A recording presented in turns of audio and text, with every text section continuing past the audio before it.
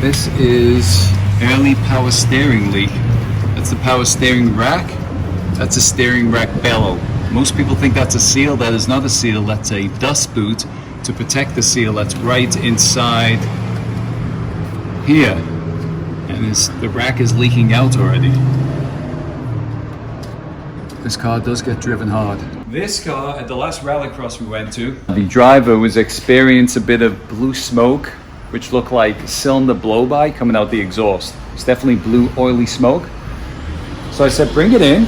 We'll do a compression test on it. It's the first thing you do on any Subaru or any turbocharged car. Find where the oil's coming from, do compression test. So we did a compression test. Number 4 cylinder was very low, only 50 PSI. It should be about 145 to 150 PSI. So we know we have a cylinder failure in number 4. Probably piston ringlands or rings. We're going to take the engine out, get the cylinder head off. Take the piston out and take a look and see if we've got a cracked piston.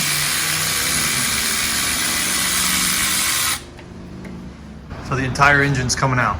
The entire engine's coming out. And we're going to inspect the turbo. We're going to check valve clearance, which should be good. It's a low mileage 2017 that's been used for rallycross.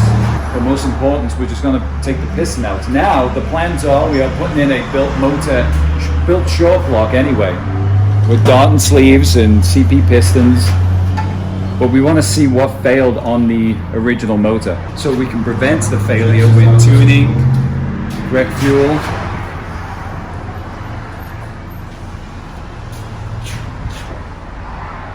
It's like a bad thermostat. It's a Mishimoto thermostat, it's not a Subaru thermostat, so we're going to be putting a Subaru thermostat in it. Subaru thermostats will last the lifetime of the car. We don't use aftermarket ones generally. So at some point, someone changed the thermostat? Yeah, someone's put in it's got a performance radiator in it. So someone's had the radiator out, and by trying to improve the coolant or the cooling, put what looks like an upgraded thermostat, but it has not weathered the test of time or racing. The pin seems to have popped out here, which would probably prevent the thermostat from regulating the coolant. So that's why we'll go with a Subaru one. The Subaru ones work fantastic. Cool. It's a fantastic car, lots of great parts on it, but it still had the stock short block. At the last event we went to, up in Stark, Florida, at the rally school, to do a rallycross event for SCCA Central Florida Rallycross, it was blowing a lot of blue smoke out of the Tomei titanium exhaust, which is by far the best exhaust you can put on a Subaru, by the way. So I told them to bring it by the shop and we'll take a look. We did a smoke test, found a couple of vacuum leaks, not a big deal. We went to a compression test, and that's when we found cylinder 4 only had 50 PSI. All the other cylinders were fantastic. They had about 145 to 150 PSI. So, and cylinder 4 is this one. For the Subaru guys, they know exactly what I'm pointing out. It's right down here. So we agreed with the owner, we're going to do a built short block anyway. We're not going to be going with big horsepower numbers. We just want to be able to withstand the Florida heat. So we are going with an EJ 257 block with Darton sleeves, CP pistons, and a bunch of other cool stuff I'll tell you about later and we'll show you on the short block. But we're glad we found the problem. We're going to take the engine out. We're still going to pull the piston out and measure all the valves to make sure everything's up to spec, and we're going to pull the piston out to take a look at it. Should be fun. And then modify it and bring it back to life with a few upgraded parts, better fuel system, and do a bit of tuning on it and just make it a really, really nice, reliable rallycross car. And Chris is doing most of the work because, as you see, I'm in a cast from being hit by a car and I'm unable to work on anything. I'm completely useless except for making notes with the information Chris gives me. What does LFC stand for? Liverpool Football Club. I was born and raised in Liverpool, so.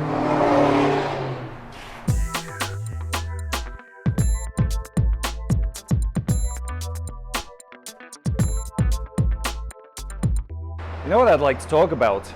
It's the level of rallycross cars that have stepped up in Central Florida. We might have one of the best series in America. These are the kind of cars that enter in the Central Florida Rallycross series. Now this guy had a bit of bad luck.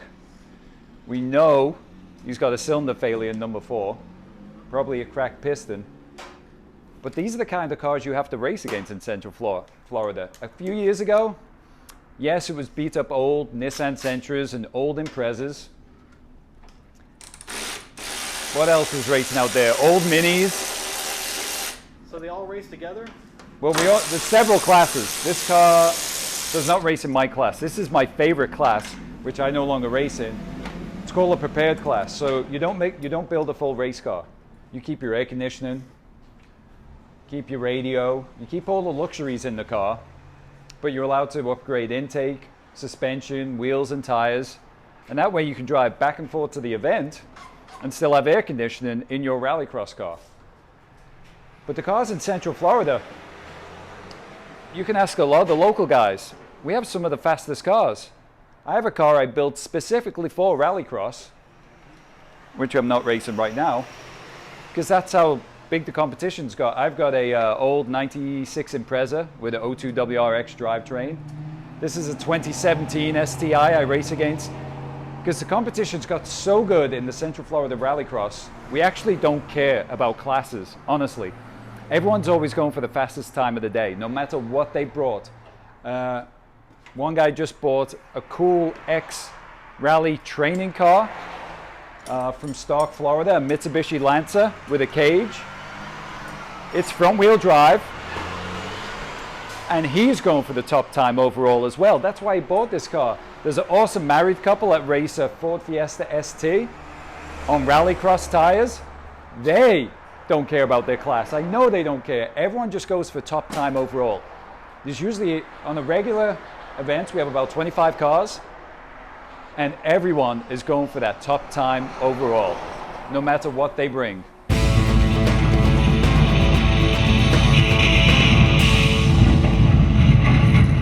Let me give you a little tech tip, and most of you Subaru guys know this, but most of you new Subaru guys don't know it. And so much easier to get your engine out with a cherry picker. Subaru has made it, and they've always made it, so you can raise your hood up higher than when you're just checking your oil. And Chris is going to hold the hood while we loosen this up. So there's a 12 here on this one. On the earlier models, it's 2 10s. On the even earlier models from the 90s, you just relocate the rod. And we are gonna, what's cool is they put in a little, it's like a cardboard lock washer.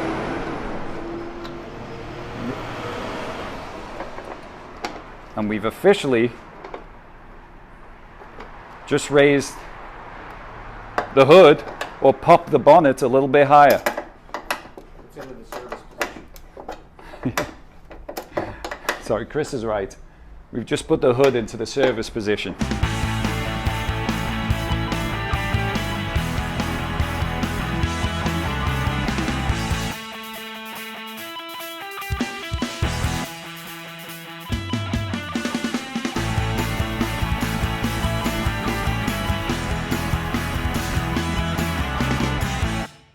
Huge pet peeve when a Subaru has been worked on previously, when the mechanic does not put the intercooler bracket back correctly, because this is the hook for picking up the engine. It's the intercooler bracket. It's how we pick up the engine. The other lifting point is the AC compressor for the other side of the hook. But a lot of mechanics, maybe in the wrong shop, maybe lack of experience, don't put the intercooler brackets back correctly, or when they go to a front mount, do not leave the intercooler brackets on. And that is our lifting point. So sometimes we get in a broken engine with a front mount intercooler and the bracket isn't there. We have to add a bracket or put a bracket in place.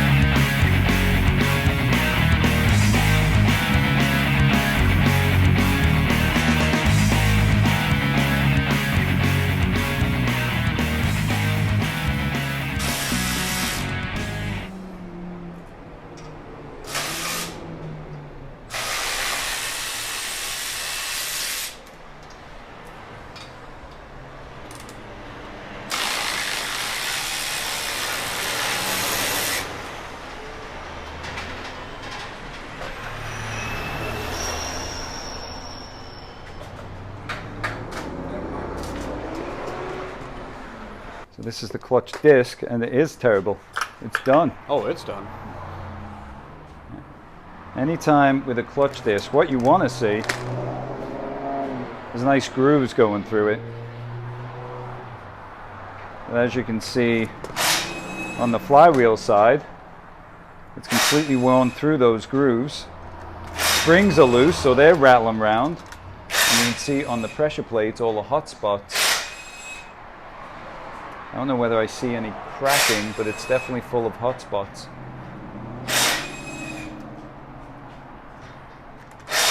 Do you have a replacement one we can see? No, not right now. Which clutch is this, Chris? It looks like XZE, but... It's a 6-speed clutch. Yeah. So that's stock flywheel. Mm-hmm. You can see all the hot spots on here. Pilot bearing feels good. And then lots of hot spots on here. This clutch is done. What? XZE Yeah. 6H02. But this clutch is worn out.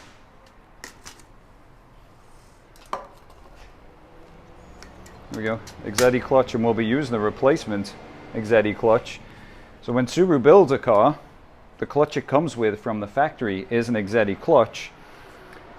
So the aftermarkets we try to use the most, or when we're replacing a clutch, we don't like to use aftermarkets, I should say. We use an XZE clutch again, the stage one heavy duty, and then we go up from there. But it's a great clutch company, but this one has been driven hard.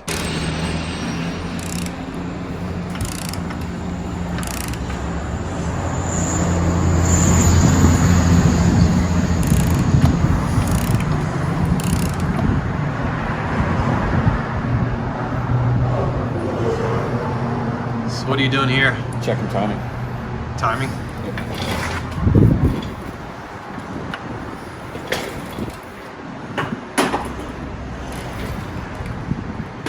That before I... So just these lines here match up? Yeah. These have to match, this has to match, these two have to line up. Same thing over here.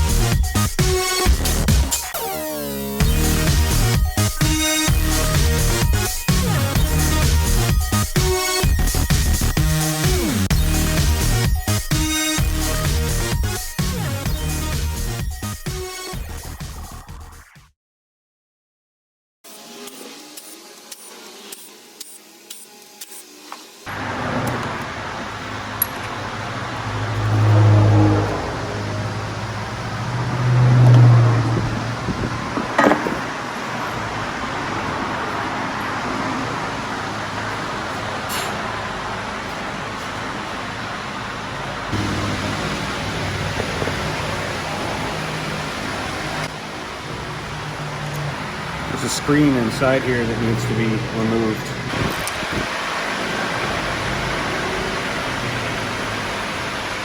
You It guys filters, take it out? yeah.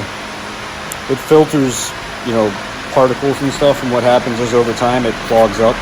And as soon as that happens, the engine starts going bad. The cam caps here are marked, and the cylinder head is stamped with a number right there. Oh, nice. And if you go to the cam cap,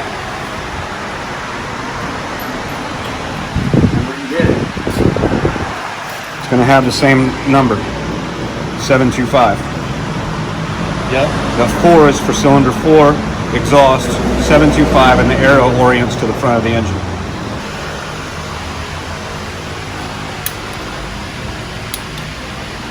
I don't care how many times I've done it, and I've done it probably a couple hundred since I've worked here. I always draw a diagram and I number it right there. I write down my valve clearances, even though I have them memorized. I write them down, and then I draw a picture of the head and I number the individual buckets. Nice. That's a good idea. That way, all I have to do is label left side 1, 2, 3, 4, 5, go all the way down, and I know where each one of these buckets go. It's like a little quick start guide. Yeah, that's nice, man. And the marker cleans off with brake clean. Yep. Cool.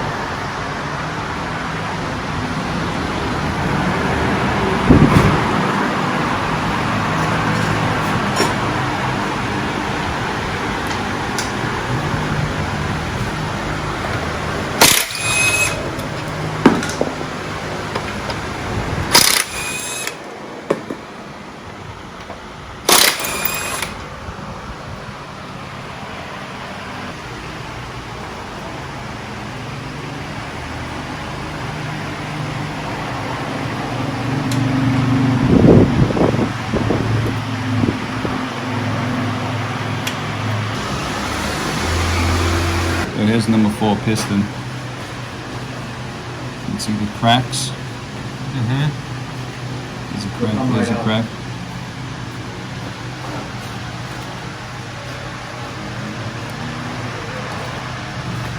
And there's one piece. There's a piece of the ring. Wow. We don't really care what we do to this piston, it's destroyed.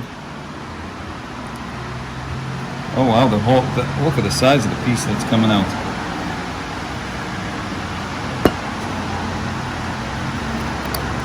Get that ring out the way.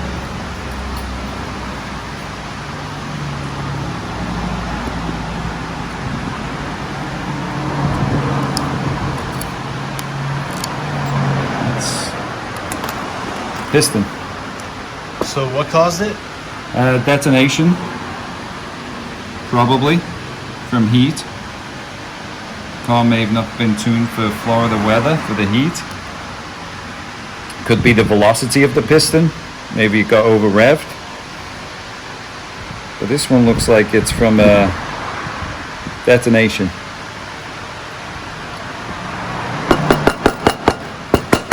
There you go, bits just keep falling out.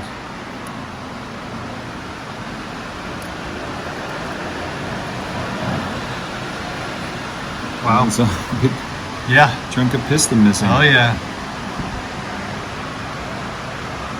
So what happens when that happens? Does the car just shut off, or? No, you can keep driving it. The upsides and downsides of a turbo car is because sometimes you're forcing so much boost into the system, people don't even know they've cracked the pistons until it's way too late, because the car will still have lots of power and still get up and go, especially on a short burst of a rallycross or an autocross. You don't really notice it till you stop, you pull over, and you see a puff of blue smoke catch up to you. Oh, that never happens. Piston rings are just literally falling apart.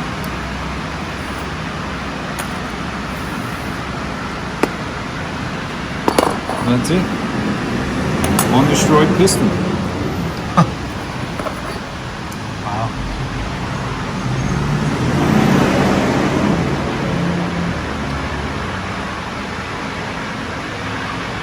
Yeah, it's pretty bad. And again, it could be from heat, velocity, but it's definitely from, there's a problem. So you're going to put in new pistons, new heads? No, we are going much deeper than that. We are going to show you the new block we're putting in with forged pistons and darting sleeves. You'll be able to take a lot more boost, a lot more pressure.